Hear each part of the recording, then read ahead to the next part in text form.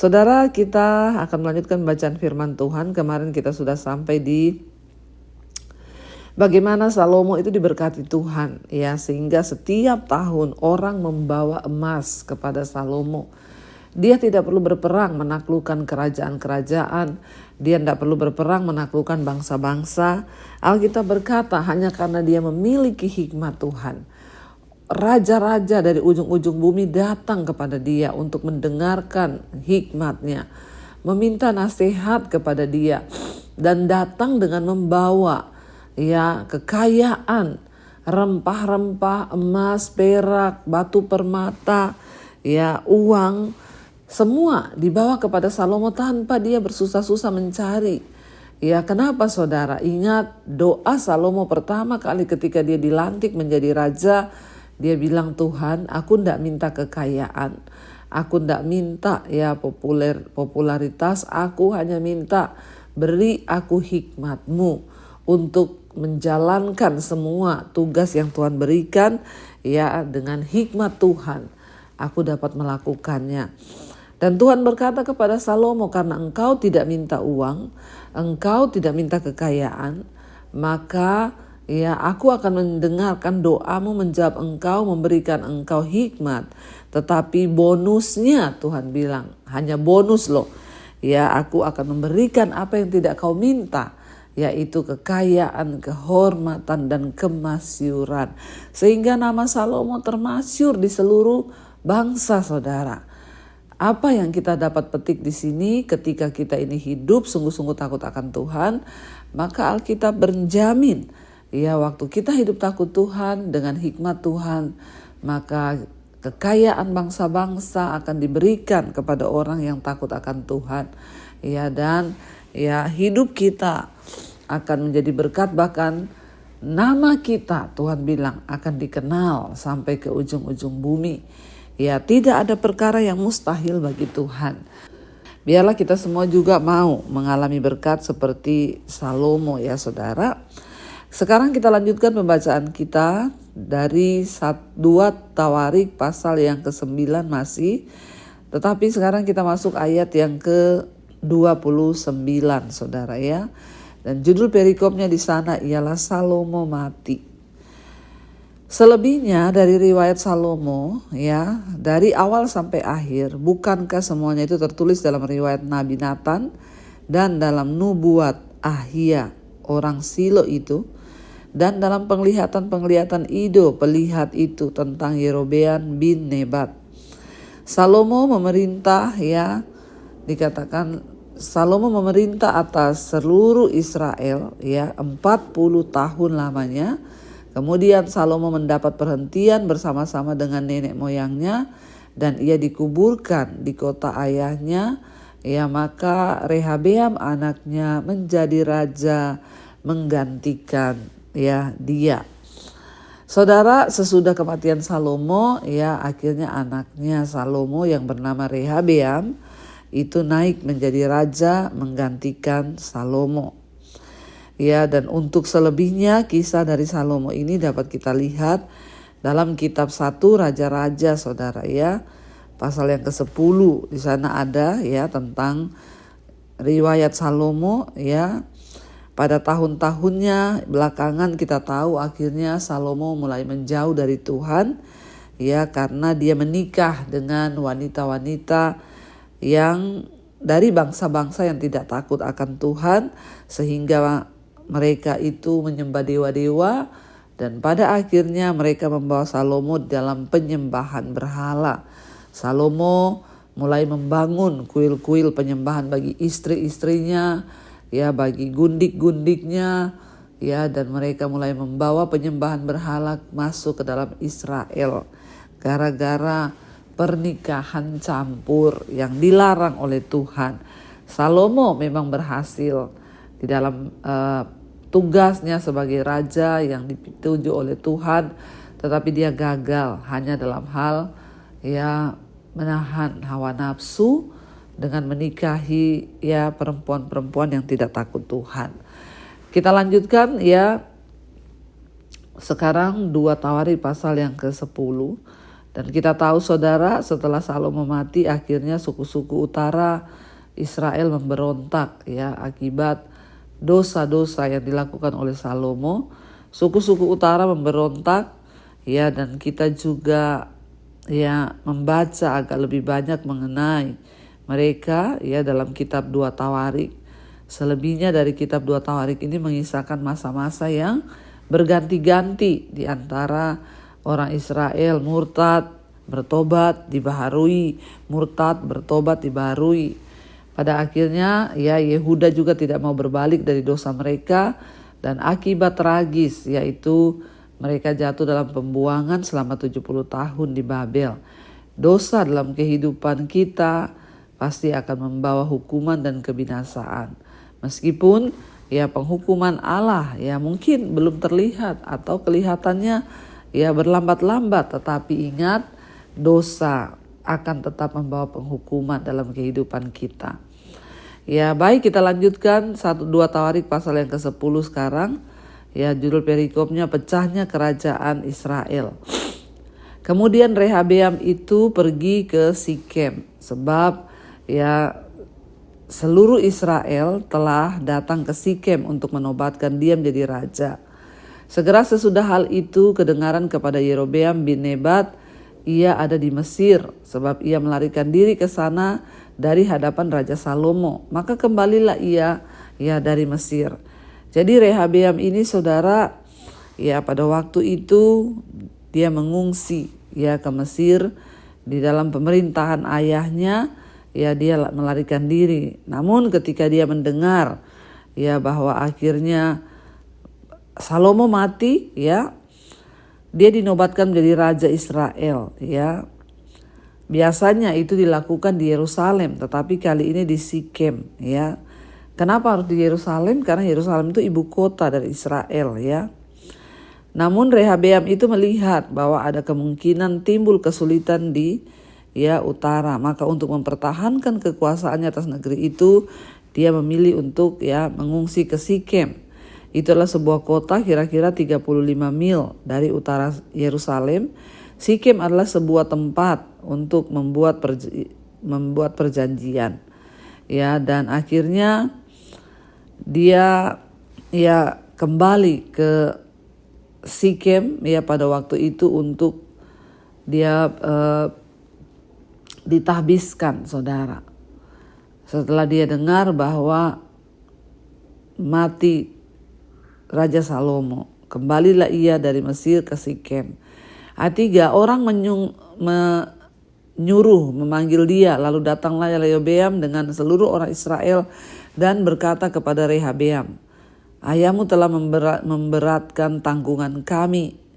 Ya, maka sekarang ringankanlah pekerjaan yang sukar yang dibebankan ayahmu dan tanggungan yang berat yang dipikulkan kepada kami, supaya kami menjadi hambamu. Tetapi ia menjawab mereka, datanglah kepadaku ke lusa.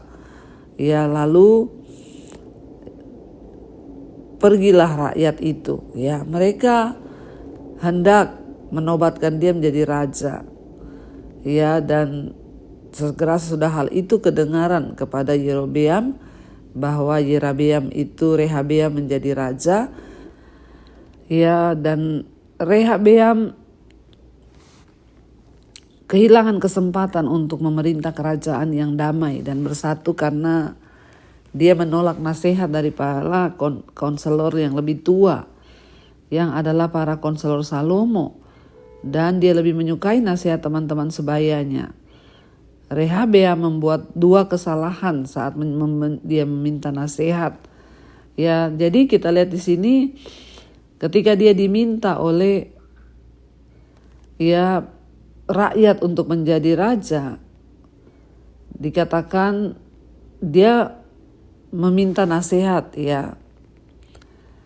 Sesudah itu dikatakan Rehabeam meminta nasihat dari para tua-tua yang selama hidup Salomo mendampingi Salomo ayahnya. Katanya, apakah nasihatmu untuk menjawab rakyat itu? Mereka berkata kepadanya, jika engkau mau berlaku ramah terhadap rakyat itu, ya mau menyenangkan mereka dan mengatakan kata-kata yang baik kepada mereka, maka ya mereka menjadi hamba-hambamu sepanjang waktu. Tetapi ia mengabaikan nasihat yang diberikan para tua-tua itu, lalu ia meminta nasihat kepada orang-orang muda yang sebaya dengan dia dan yang mendampinginya. Katanya kepada mereka, apa yang akan aku nasihatkan? Ya, apa nasihatmu? Ya, supaya kita dapat menjawab rakyat yang mengatakan kepadaku, ringankanlah tanggungan yang dipikul kepada kami oleh ayahmu setelah dia menjadi raja, saudara ya.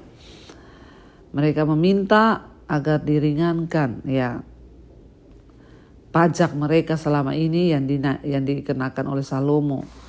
Lalu orang-orang muda itu yang sebaya dengan dia itu berkata, beginilah harus kau katakan kepada rakyat yang telah berkata kepadamu, ayahmu telah memberatkan tanggungan kami, tetapi engkau ini berilah keringanan kepada kami. Beginilah harus kau katakan kepada mereka, ya kelingkingku lebih besar daripada pinggang ayahku. Maka sekarang ayahku telah membebankan kepada kamu tanggungan yang berat, tetapi aku akan menambah tanggungan kamu. Ayahku telah menghajar kamu dengan cambuk, tetapi aku akan menghajar kamu dengan cambuk yang berduri besi.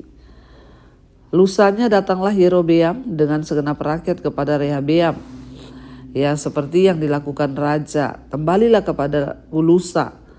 Raja Rehabeam ia menjawab mereka dengan keras. Ia telah mengabaikan nasihat para tua-tua.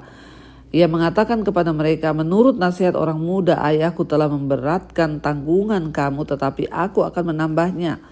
Ayahku telah menghajar kamu dengan cambuk, tetapi aku akan menghajar kamu dengan cambuk yang berduri besi.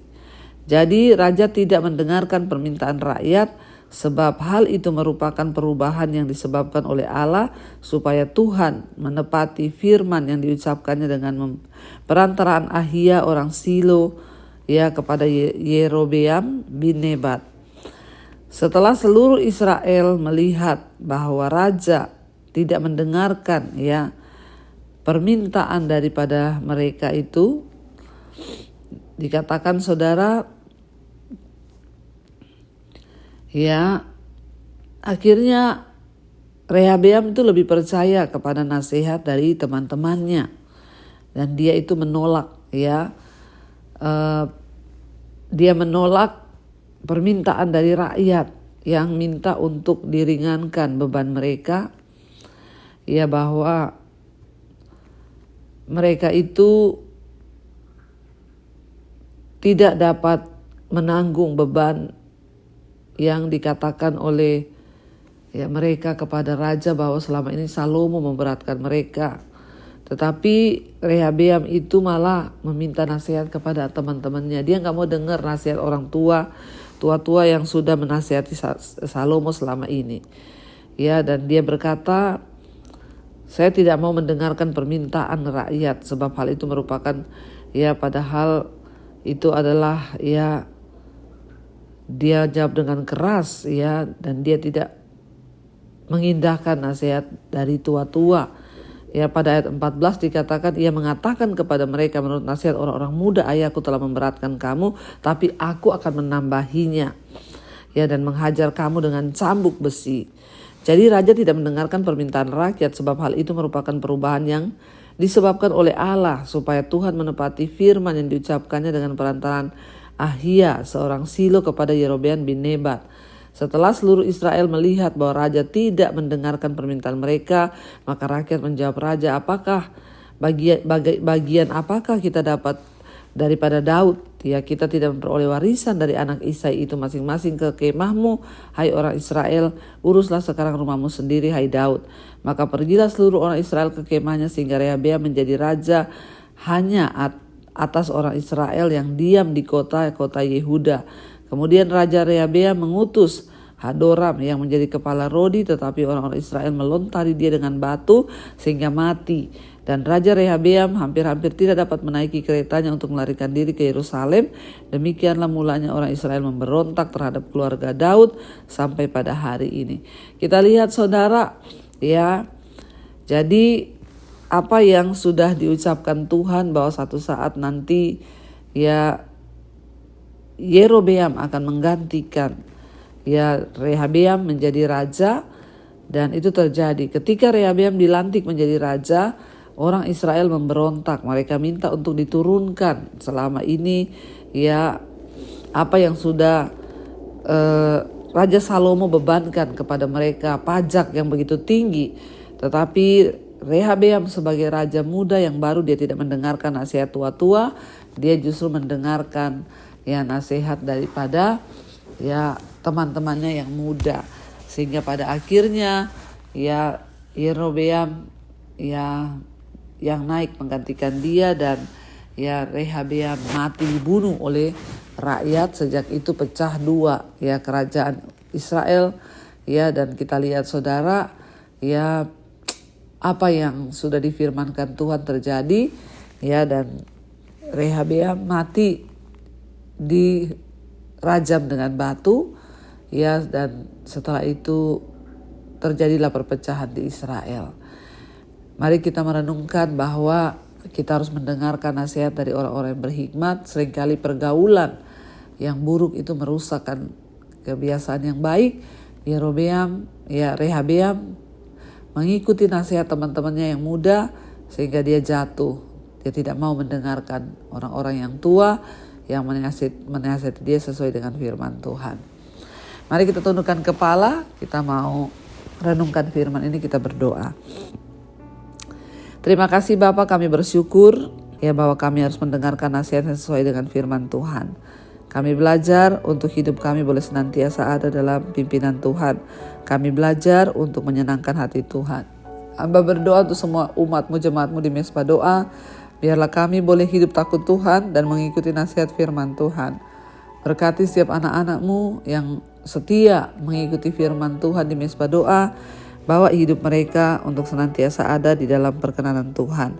Bawa hidup kami untuk senantiasa ada di dalam jalan-jalan Tuhan. Hamba berdoa Tuhan, dalam nama Yesus lepaskan yang terikat dengan dosa ya, dan Tuhan Engkau pulihkan yang sedang ada dalam masa-masa sulit, dalam penderitaan, yang sedang sakit Tuhan sembuhkan. Mereka yang mengalami masalah keuangan, Tuhan juga pulihkan ketika kami bertobat minta hikmat Tuhan.